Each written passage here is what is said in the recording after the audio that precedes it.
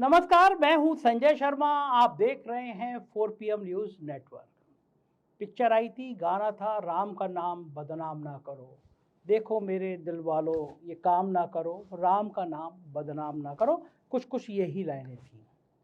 आज मुझे पास अयोध्या से एक पत्रकार मित्र का फोन आया।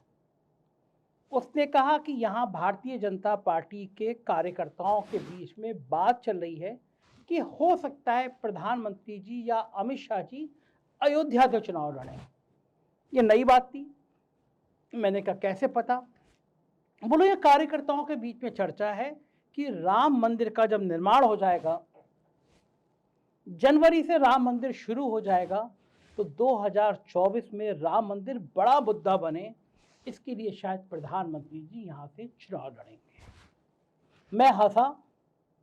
मैंने कहा कि जब से मंदिर बनना शुरू हुआ तब से अब तक भगवान राम की नगरी में भ्रष्टाचार की वो कहानियां सामने आ गई कि भगवान राम को भी लगता होगा कि मेरे इतने प्यारे भक्त कहां से आ गए जिन्होंने बेचने को मुझे भी नहीं छोड़ा।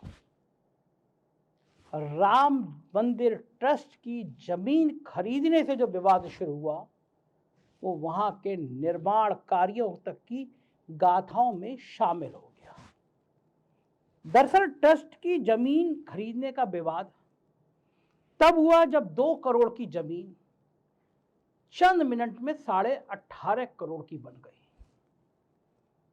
अयोध्या रेलवे स्टेशन के पास 12,000 स्क्वायर मीटर की यह जमीन राम मंदिर ट्रस्ट ने लगभग 18.5 करोड़ में खरीदी। मजेदार बात यह है कि जिस सुल्तान अंसारी और रवि मोहन तिवारी से ये जमीन खरीदी गई, उन्होंने 10 मिनट पहले ही इस जमीन को हरीश पाठक और कुसुम पाठक से महज 2 करोड़ में खरीदा था। बाद में ट्रस्ट ने दलील दी कि राम मंदिर पर फैसले के बाद अयोध्या में जमीन के भाव बढ़ गए और यह डील लगभग 25 करोड़ की थी। लेकिन ट्रस्ट ने ये सिर्फ 18.5 करोड़ में खरीदी। कितना बड़ा काम किया! 2 करोड़ की जमीन 15 मिनट बाद 18.5 करोड़ में खरीदी ट्रस्ट ने, तो ट्रस्ट की बलिहारी है। मजेदार बात यह है कि इस जमीन का एरिया 10,000 स्क्वायर मीटर से अधिक का था और इसे महज 8 करोड़ में खरीदा गया। यानी 12,000 स्क्वायर मीटर की जमीन 18.5 करोड़ और 10,000 स्क्वायर मीटर की जमीन केवल 8 करोड़ में खरीदी गई। और इसमें भी गवाह उस समय के अयोध्या के भाजपा के मेयर ऋषिकेश उपाध्याय और ट्रस्ट के सदस्य अनिल मिश्रा थे। इन दोनों जमीनों के बीच एक और खुलासा हुआ। मेयर ऋषिकेश उपाध्याय के भतीजे दीप नारायण उपाध्याय ने 20 फरवरी 2021 को अयोध्या के महंत देवेंद्र प्रसाद आचार्य से 135 से 890 वर्ग मीटर की जमीन 20 लाख रुपए में खरीदी। 3 महीने बाद 11 मई 2021 को दीप नारायण ने इसी जमीन को राम मंदिर ट्रस्ट को 2.5 करोड़ में बेच दिया। भगवान राम की नगरी है, लूट मचे तो लूट, अंतकाल पछताएगा, प्राण जाएंगे छूट। हालांकि 890 वर्ग मीटर की जो जमीन 2.5 करोड़ में बेची गई वो महंत देवेंद्र प्रसाद आचार्य से खरीदी गई।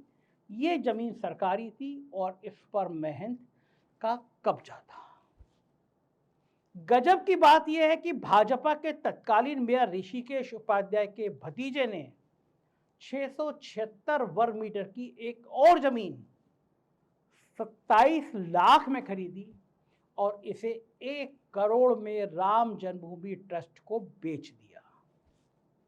चारों जमीन खरीद में विपक्ष के निशाने पर राम मंदिर ट्रस्ट के साथ मेयर ऋषिकेश उपाध्याय थे। जिन चारों जमीन खरीद पर बवाल है उसमें ऋषिकेश उपाध्याय का नाम कहीं बतौर गवाह तो कहीं बतौर रिश्तेदार सामने आया है। उस समय की मैं कुछ खबरें आपको दिखाना चाहता हूं जो छपी थी। एक निगाह मारिए उन खबर पे। खबर के आप शुरुआत में देख रहे हैं, अयोध्या में 20 करोड़ की भूमि का एक और घोटाला, भूमाफिया के साथ अफसरों के भी शामिल होने का आरोप। ये खबर है और लिखा हुआ है इसमें, ट्रस्ट के मेयर के भतीजे ने बेच दी नजुल की जमीन। भगवान राम के मंदिर के ट्रस्ट को भी लुटेरों ने लूटने से नहीं छोड़ा।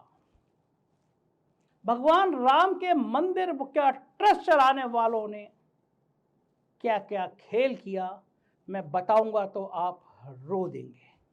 अगली खबर मैं आपको दिखाता हूं। अगली खबर है अयोध्या के विवाद के लिए।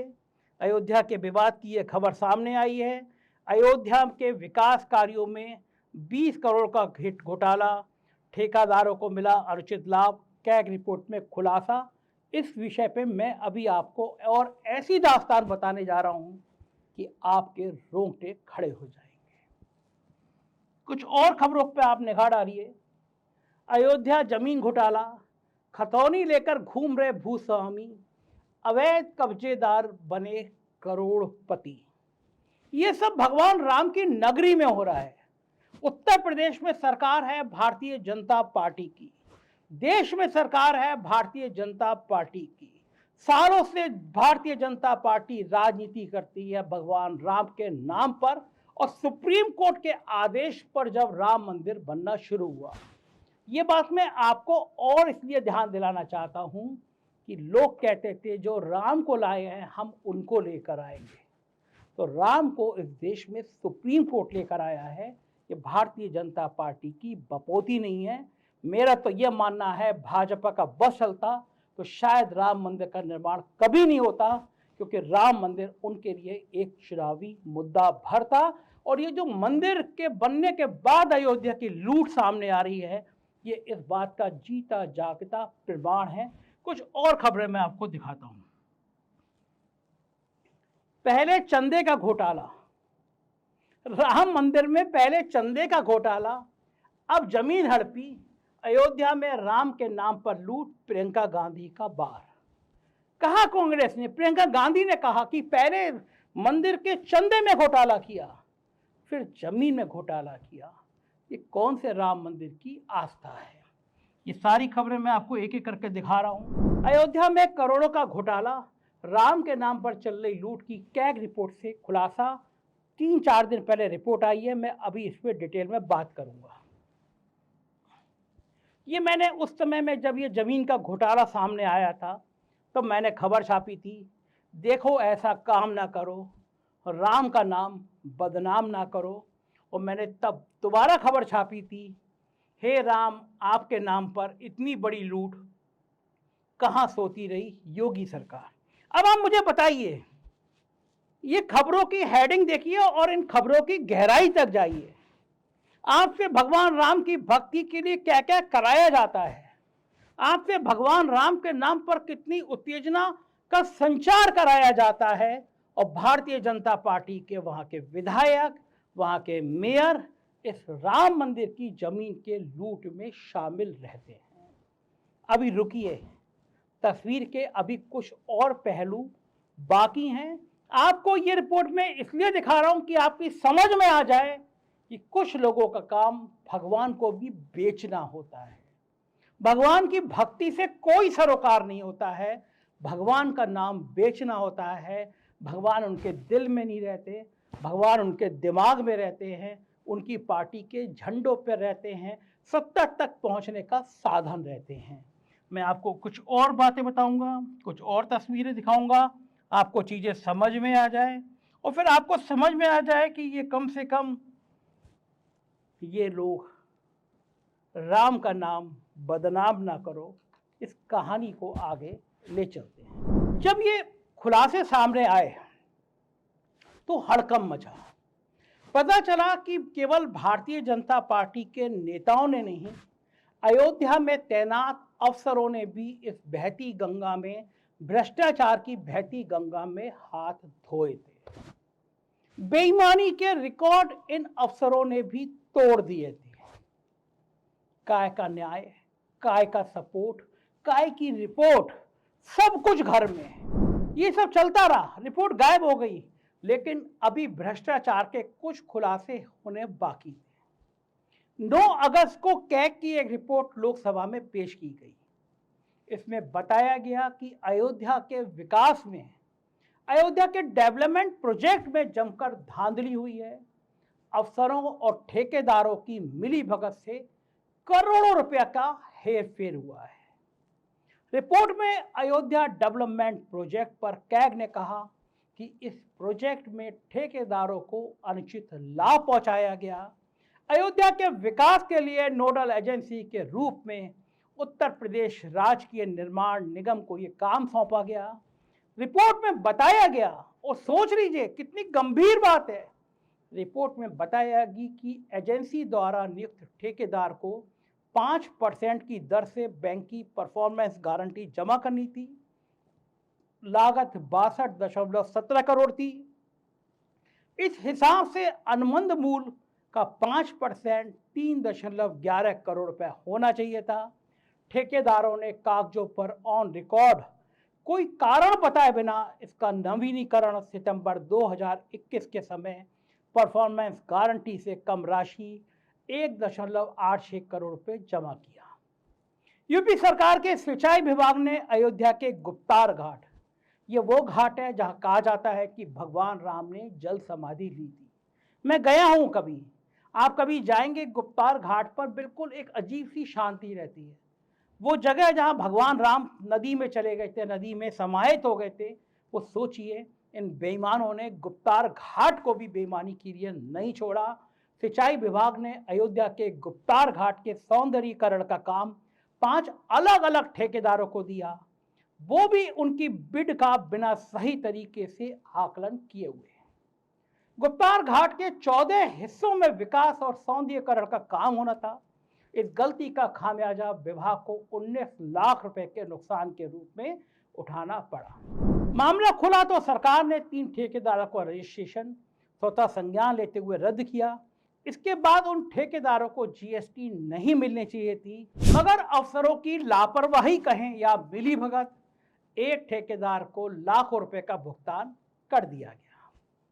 कैग ने अपनी रिपोर्ट में बताया कि गुप्तार घाट में किए जा रहे कामों का भुगतान उन ठेकेदारों को किया गया जिन्होंने काम किया ही नहीं। राम का नाम बदनाम ना करो। अयोध्या डेवलपमेंट प्रोजेक्ट में 8 करोड़ 22 लाख रुपए अतिरिक्त खर्च कर दिए गए। अयोध्या के गुप्तार घाट के डेवलपमेंट में 1447 रुपए प्रति वर्ग की मीटर से 23,767 वर्ग मीटर में पत्थर पटिया की आपूर्ति फिक्सिंग का काम शामिल था। इसमें एमएस क्लैप आपूर्ति और फिक्सिंग की लागत 216.18 रुपए प्रति वर्ग मीटर शामिल है। आपूर्ति के लिए 136 रुपए और फिक्सिंग के लिए 80 रुपए। ये सब का सब काम कागजों में दिखाया गया और ठेकेदार का भुगतान भी कर दिया गया। यही नहीं, साइट निरीक्षण के दौरान देखा गया कि एमएस क्लैप लगा ही नहीं था, कुछ जगह पर लगा था मगर टूटी हालत में था। चूंकि साइट पर एमएस क्लैप की आपूर्ति फिक्सिंग का कोई काम नहीं किया गया था, इसलिए इसकी लागत ठेकेदारों को बिलों से कटनी चाहिए थी। कटौती करने की बजाय अंतिम बिल में ठेकेदारों को लाखों रुपए का अतिरिक्त भुगतान कर दिया गया। विभाग में काम करने वाली एजेंसी यूपी सरकार पर्यटन विभाग ने ऑडिट रिपोर्ट को स्वीकार कर लिया। एजेंसी से अतिरिक्त भुगतान की वसूली की औपचारिकता की बात कही।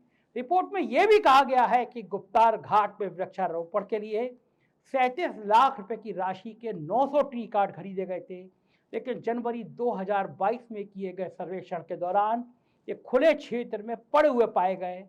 इससे सीधे तौर पर लाखों रुपए का नुकसान सरकारी खजाने पर हुआ। कैग ने अयोध्या विकास परियोजना के काम में करोड़ों रुपए के अनावश्यक खर्च का जिक्र किया। कहा गया कि राज्य सरकार सेंटेज, जीएसटी और श्रम उपकर के लिए दे वास्तविक राशि के आकलन में उचित स्थिति उसने नहीं बरती। अब आप सोचिए, ये कहाँ हो रहा है काम? ये दूर दराज के जिले में नहीं हो रहा है, ये अयोध्या में हो रहा है, जहां उत्तर प्रदेश के मुख्यमंत्री ने सबसे ज्यादा दौरे किए हैं। ये उस अयोध्या में हो रहा है जहां प्रधानमंत्री का आपको लंबा लंबा लेटा हुआ फोटो नजर आया होगा, जैसे मान लो प्रधानमंत्री जी भगवान राम के लिए दिल निकाल के रख रहे हैं, हकीकत यह है कि वहां पे भ्रष्टाचार की गंगा बह रही है। ट्रस्ट के सर्वे सर्वा हैं नृपेंद्र मिश्रा जी, बहुत बड़े नौकरशाह रहे हैं, प्रधानमंत्री की आंख का बाल है, ट्रस्ट संभालते हैं। ये बेईमानी होती रही, ये भ्रष्टाचार होता रहा, ये जमीन में करोड़ों की हेराफेरी करती गई। नृपेंद्र मिश्रा को नहीं पता, परिवारवाद का नाम लेने वाले प्रधानमंत्री जी भूल गए और नृपेंद्र मिश्रा के बेटे एमएलसी बन गए। ये सब कुछ उत्तर प्रदेश में हुआ। जाहिर है भगवान राम की अयोध्या, भगवान राम की नगरी इन लुटेरों के लिए पैसे कमाने का माध्यम बन गया। किसी को चिंता नहीं, किसी को फर्क नहीं, किसी को मतलब नहीं। इनके लिए भगवान राम एक ऐसी लॉटरी थे जिनकी नगरी बसाने के नाम पर जो जितना लूट सकता था वो लूटा गया। अब आप मुझे बताइए, अब आप खुद कल्पना करिए, क्या ऐसी सरकार जो भगवान राम को सबसे बड़ा आदर्श बनाती हो, करोड़ों रुपए वहां दिए जलाने में खर्च करती हो, वहां भ्रष्टाचार के मुलजिमों को, भ्रष्टाचार के गुनाहगारों को आज तक जेल ना भेज पाई हो? कौन सी ईमानदारी, कहां की ईमानदारी, किसकी ईमानदारी? हकीकत यह है कि इन बेईमानों ने सिर्फ ये लाइन कही, और ये लाइन हर आदमी कह रहा है, राम का नाम बदनाम ना करो। मुझको यकीन है कि आपकी कम से कम आंखें खुलेंगी, आप समझ जाएंगे कि कौन लोग हैं जो भगवान राम की नगरी को लूटने में भी कोई कोताही नहीं बरतते। हमारा साम सच बोल रहा है, हम सच बोलेंगे, डंके की चोट पे बोलेंगे और आपकी राय का इंतजार करेंगे। शुक्रिया।